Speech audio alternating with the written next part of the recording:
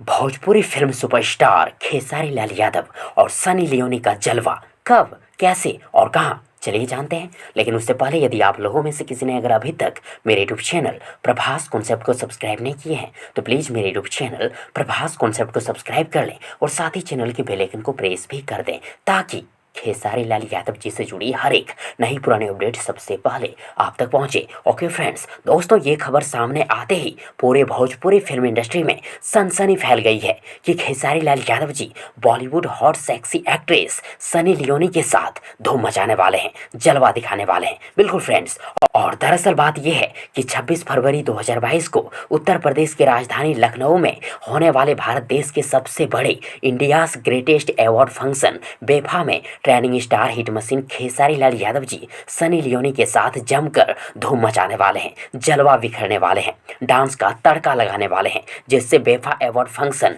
पूरा रंगारंग हो जाएंगे। वैसे आप सब खेसारी जी और सनी लियोनी का परफॉर्मेंस देखने के लिए कितना एक्साइटेड हैं, कितना उत्साहित हैं, कमेंट बॉक्स में जरूर लिखिएगा। और यदि आप सबों को ये वीडियो, ये जानकारी पसंद आई हो तो प्लीज़ वीडियो को लाइक करें, वीडियो को अपने दोस्तों के साथ शेयर जरूर करें और हाँ, चैनल को सब्सक्राइब करना और साथ ही चैनल के बेल आइकन को प्रेस करना ना भूलें। थैंक्स, मिलते हैं एक और नए वीडियो लेकर, तब तक के लिए good wishes for good luck.